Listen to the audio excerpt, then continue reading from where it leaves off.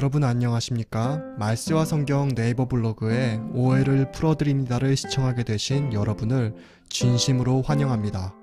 이 시간은 오늘날 오해를 받고 있는 주제들에 대해 함께 잠시 생각하는 시간으로서 제작하게 되었습니다. 오늘은 잠시 참된 사랑이란 무엇인가에 대해 함께 생각해보면 어떨까요? 참된 사랑이란 과연 무엇일까요? 러브 액츄얼리라는 영화가 있을 정도로 세상은 사랑에 대해 노래하고 사랑에 대해 드라마와 영화를 만들고 소설을 쓰고 순정 만화를 그립니다. 역사 속에서 사랑이라는 주제는 늘 대중의 마음을 사로잡는 주제였죠. 오늘날 남녀는 결혼을 하며 우리가 사랑해서 결혼했습니다 라고 흔히 말합니다. 세상은 결혼이라는 것을 사랑의 결과 혹은 꼬린 지점으로 생각합니다.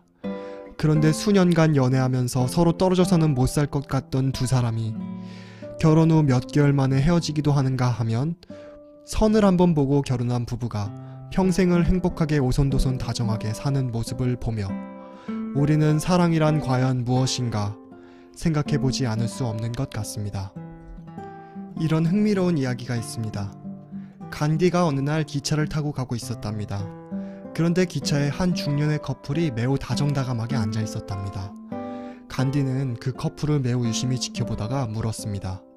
두 분은 사실 부부가 아니죠? 그랬더니 그 두 사람은 호들짝 놀라며 아니 어떻게 하셨습니까? 라고 되물었답니다. 간디는 그들에게 두 분이 너무 다정해서 그럴 것이라 생각했습니다. 라고 답하였답니다. 이 이야기의 결론은 사랑을 한다며 결혼 생활을 시작한 부부가 상대방이 요구하는 것에 맞추어 고치고 서로에게 맞춰가는 만큼 서로를 미워하게 된다라는 것이었습니다. 아, 이 얼마나 큰 비극입니까? 사랑한다며 결혼하고 사랑하기 때문에 평생을 아끼고 함께하기로 서약한 두 사람이 왜 함께 살아가며 서로에게 맞춰가는 동안 점점 미워하게 됐냐 말입니다. 여러분 혹시 이 이야기에 공감하고 계시지는 않습니까? 아, 도대체 왜 이런 애증의 관계, 사랑과 증오의 감정을 동시에 가지게 되는 비극적인 일이 생기는 것일까요? 그 이유는 바로 우리가 사랑에 대해 매우 오해하고 있는 시대에 살고 있기 때문입니다. 많은 사람이 사랑하면 뜨끈뜨끈한 감정, 첫눈에 반해서 설레이는 감정으로 생각합니다. 특히 오늘날 미디어에서 드라마, 영화, 텔레비전, 음악, 사람들이 보고 듣고 즐기는 모든 것이 사랑은 그저 감정일 뿐이다 라고 선전하고 있기 때문이죠. 그래서 많은 사람이 결혼 생활을 하며 상대방과 충돌이 생길 때 나에게 사랑하는 감정이 안 생긴다. 그러면 아, 내 사랑이 식었구나 하며 괴로워하고 혹은 감정이 상하여 아, 저 사람은 더 이상 나를 사랑하지 않아 라며 탄식하지요. 그리고 수많은 사람이 결혼한 후에라도 다른 이성에게 감정적으로 끌리면 어떻게 합니까? 종종 사랑이란 이름을 붙이고 불륜이라는 죄악을 범하는 세상에 우리는 살고 있습니다. 여러분, 이 모든 재앙은 사랑에 대해 잘못된 정의를 가졌기 때문에 생기는 재앙입니다. 여러분은 혹시 사랑을 아십니까? 사랑이란 도대체 무엇일까요? 이 온 우주에서 가장 정확한 사랑의 정의를 우리는 성경 말씀 고린도전서 13장에서 찾을 수 있습니다. 사랑은 오래 참고 사랑은 온유하며 투기하는 자가 되지 아니하며 사랑은 자랑하지 아니하며 교만하지 아니하며 무례히 행치 아니하며 자기의 유익을 굳이 아니하며 성내지 아니하며 악한 것을 생각지 아니하며 불의를 기뻐하지 아니하며 진리와 함께 기뻐하고 모든 것을 참으며 모든 것을 믿으며 모든 것을 바라며 모든 것을 견디느니라. 여러분, 성경은 사랑이 감정이 아니라 거룩하고 순결한 원칙이라고 설명하고 있습니다.